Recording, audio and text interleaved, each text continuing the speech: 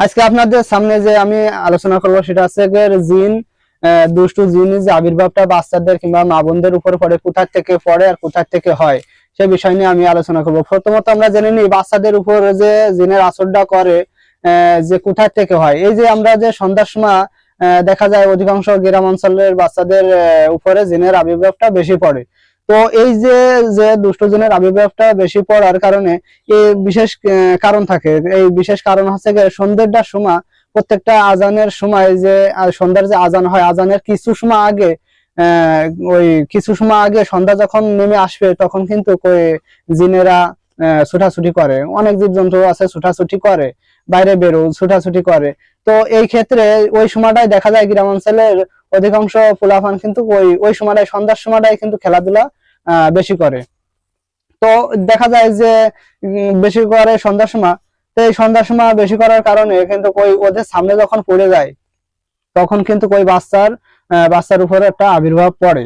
তো এই ক্ষেত্রে আমরা যে খেয়ালগুলো রাখবো, যে আমরা যারা গার্জিয়ান আসি, আমাদের পরিবারে যারা গার্জিয়ান আছে তারা আমরা খেয়াল রাখবো যে সন্ধ্যার কিছু সময় আগে থেকে নিয়ে গভীর রাত মানে সারা রাত্রে আমাদের কোনো কাজ নাই বাইরে, যার কারণে সন্ধ্যার একটু আগের থেকে আমাদের বাচ্চাগুলারে ঘরের ভিতর রাখা। আর আল্লাহ পাকের রসুলের এটা হুকুম যে সন্ধ্যার সময় সমস্ত বাচ্চাদের ঘরের ভিতর বন্দি করে রাখা।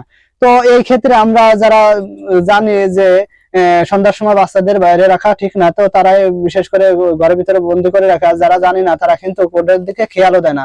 হঠাৎ করে দেখা যাচ্ছে ওদের মন মানসিকতা অন্যরকম হয়ে যাচ্ছে, মস্তিষ্ক ঠিক নাই, পাগলের মতন ব্যবহার করতেছে, উল্টোপাল্টা কথাবার্তা করছে। তো শুধু এই কারণেই। তো এই যে সন্ধ্যার সময় যে ফুলাফান গুলো বাইরে থাকে, বিশেষ করে বাচ্চারা, এদেরকে কিন্তু আমরা ঘরের ভিতর আটকে রাখবো সন্ধ্যার পরে, সন্ধ্যার আগে।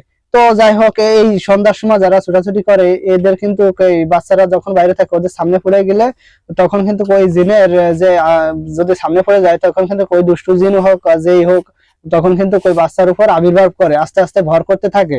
তো এই ক্ষেত্রে আমরা পরিবারে যারা আছি, সদস্য যারা আছি, এই বাচ্চাদের কিন্তু আমরা সন্ধ্যার সময় ঘরের ভিতর আটকে রাখবো। আর যাদের জরুরত কাজ আছে বড়দের, তারা জরুরত কাজ করবেন, সেটা আল্লাহর নাম নিয়ে করবেন, আল্লাহ হেফাজত করবে।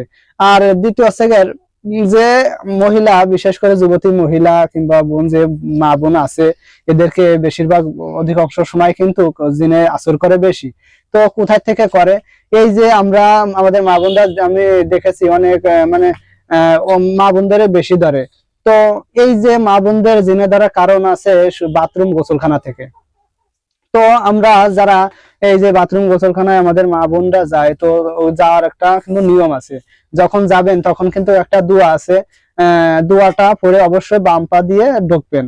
আর ঢোকার পর যখন মলত্যাগ করবেন তখন কিন্তু মানে সমস্ত শরীর উলঙ্গা করে কিংবা কাপড় সরিয়ে মলত্যাগ করবেন না। তো যেটুকু না সরালে আপনারা মলত্যাগ করতে পারবেন না, ততটুকু কাপড়টা সরিয়ে নেবেন। তো পুরো কাপড় সরানোর দরকার নেই। আর পুরো কাপড় সরানো একটা ওখানে ভয়াবহ কিছু কাহিনী আছে, তো ওদিকে আমি যাব না। তো শুধু আমি বলবো যে জিন কি করে ধরে। তো এই যে পুরো কাপড় যখন সরালেন তখন কিন্তু তাদের নজরে বেঁধে যায়।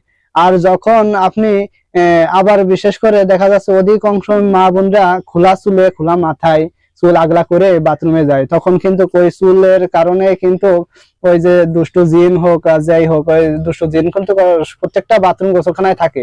তখন ওই দুষ্টু জিন ওই খোলা চুল, ওই উলঙ্গা ব্যক্তিকে কিন্তু ধরে বসে। আর ধরার কারণে কিছুদিন পর দেখা যাচ্ছে ওই মা, ওই বোন উত্তেজনা শুরু হয়, তাদেরকে উত্তেজনা করা হয়। তারপরে বিশেষ করে পাগলামির মতন করে, মানে যে ধরনের কাজগুলো করে সে, যে বলার সীমা নেই। তো অধিকাংশ যারা দেখছেন যে জিনে ধরলে কি রকম আচরণ করে, সেই আচরণটা করতে চলে থাকে। তারপরে এটা হচ্ছে বিষয় গেল, দ্বিতীয় নম্বর বিষয় চলে গেল। যে প্রথম বিষয় হচ্ছে আমরা বাচ্চাদের জিনে আসর করে সন্ধ্যার একটু আগে থেকে যদি বাইরে থাকে সেসব বাচ্চাদের উপরে জিনে ভর করে আসর করে। দ্বিতীয় আছে মল ত্যাগ করে কিংবা বাথরুমে যাওয়ার সময় একটা দোয়া আছে, দোয়াটা পড়ে বাথরুমে ঢুকবেন, তাহলে আপনারা জিনে দেখতে পারবে না কিংবা আপনাদের আল্লাহ পাক হেফাজত করবে। আর যদি আপনি দোয়াটা না পড়ে যান আর আপনি এই সুন্নাতি নিয়ম যদি পালন না করেন তখন কিন্তু আপনার উপর জিনের আসর পড়বে, আবির্ভাব পড়বে। তো এই কারণে দ্বিতীয় নাম্বার কাজ হচ্ছে আপনি ওই বাথরুমে যাওয়ার সময় বাম পা দিয়ে একটা দোয়া আছে, দোয়াটা পরে বাম পা দিয়ে ভিতরে প্রবেশ করলেন, করার পর চুলগুলো এর আগে ঢেকে নেবেন, যাতে খালি মাথায় যাবেন না, পুরুষ হোক আর মেয়ে হোক। তারপরে যতটুকু কাপড় উঠালে মলত্যাগ করা যায় ততটুকু উঠাবেন, তার বেশি উঠাবেন না। 3 নম্বর কথা আছে যে গোসলখানা। এই যে যে গোসলখানা আছে বর্তমান, গোসলখানায় যে আমাদের মা বোনরা গোসল করে, তো গোসল করার সময় অধিকাংশ সময় দেখা যাচ্ছে মহিলাদের গোসল করার ওখানে থেকে কিন্তু জিনে আসর করে বেশি। তো যাই হোক, এই যে যে গোসলটা আমরা করি, আমাদের মা বোনরা করে, তখন কিন্তু এই গোসল করার সময় যথারীতি ভাবে পাখা গোসল পরা থাকবে, আর পর্দার সাথে যেভাবে গোসল করলে হয় সেভাবে গোসল করবেন পর্দার সাথে।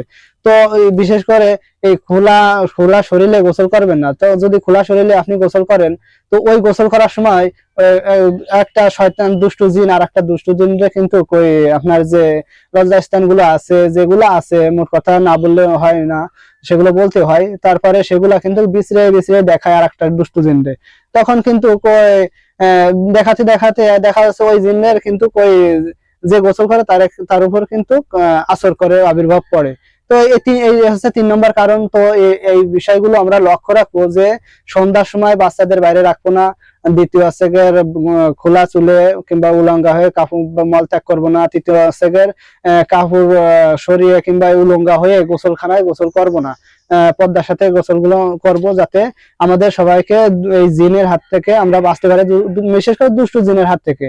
আর একবার যারা জিনে আসর করে তারা কিন্তু ধ্বংস করে দেয়, আর এমন করে দেয় যে তার কিন্তু লাইফটাই মানে শেষ করে দেয়। তো এই বিষয়গুলো আমরা লক্ষ্য রাখবো, আর এই কথাগুলো অনুসরণ করে চলবো ইনশাআল্লাহ।